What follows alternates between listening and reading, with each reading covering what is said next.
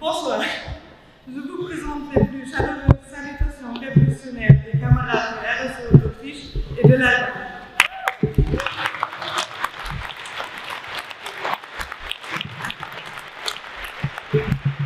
Nous avons suivi avec beaucoup d'intérêt la campagne du NK révolutionnaire et espérons qu'elle sera couronnée de succès, pas seulement en nombre de voix, mais surtout par l'arrivée de nouvelles têtes et vocations militantes vers notre courant politique grâce à cette campagne.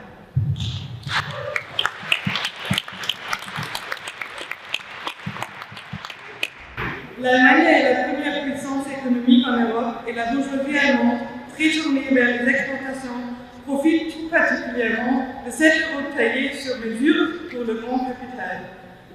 Le fait que Ursula von der Leyen, une politicienne de la droite allemande, soit présidente de la Commission européenne est tout en ce mode.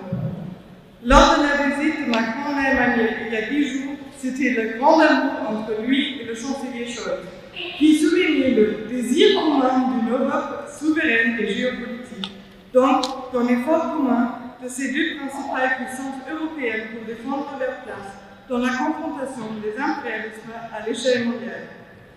Ça va de pair avec le tournant militariste que Scholz a pris après l'agression russe contre l'Ukraine. L'impérialisme allemand veut désormais assumer que plus de responsabilités militaires dans le monde après n'avoir été longtemps qu'une puissance économique protégée par ses amis de l'OTAN. Actuellement, cette responsabilité s'exprime en donnant un soutien total au gouvernement génocidaire de Netanyahou. L'Allemagne vient en seconde place derrière les États-Unis pour le livraison d'armes vers Israël, dont des lance-roquettes qui servent actuellement à tuer des gazouilles. Le soutien honteux du gouvernement allemand à ces massacres s'accompagne d'une répression sans précédent contre le mouvement de solidarité avec la Palestine. Ce mouvement est traîné dans le bout sous l'accusation d'antisémitisme. D'ailleurs, l'impérialisme allemand s'y connaît en antisémitisme génocidaire. Mais justement là, il prend prétexte de sa culpabilité historique pour se salir les mains d'un nouveau génocide.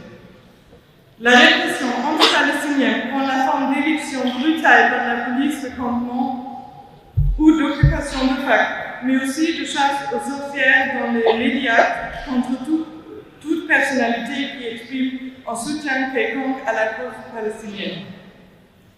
Et avec l'un des centres d'accueil pour jeunes filles immigrées et queer, on était fermé du jour au lendemain, car les travailleuses sociales avaient pris position pour la Palestine sur leur compte Instagram privé. Pour augmenter les dépenses militaires, le gouvernement coupe dans le domaine social et de la santé. Les salaires réels ont plongé avec l'inflation qui a été aggravée en Allemagne par le problème de ravitaillement en énergie, le pays une fois coupé du gaz naturel russe. C'est sur cette arrière-fond de crise et d'absence de réponse politique à gauche que le parti d'extrême droite, AfD, a atteint de nouveaux records dans les sondages. Sa campagne anti-immigrée n'a pas été combattue, mais reprise par l'ensemble du paysage politique, le chancelier déclarant dans une interview, je le cite, « Nous devons enfin procéder à des expulsions massives. Pour ces élections européennes, l'AfD a perdu quelques plumes à cause d'une affaire d'espionnage pour la Chine. Mais aux élections régionales de septembre dans certains États fédéraux à l'Est, elle pourrait venir en tête avec plus de 30%. Montée de l'extrême droite, répression contre le mouvement de solidarité avec la Palestine, inflation et bas salaire, on est confronté aux mêmes problèmes en Allemagne qu'en France et au-delà. C'est pourquoi la campagne du NPA révolutionnaire parle à nous toutes et tous. Et on a fait quelques efforts pour la relayer en Allemagne. Merci.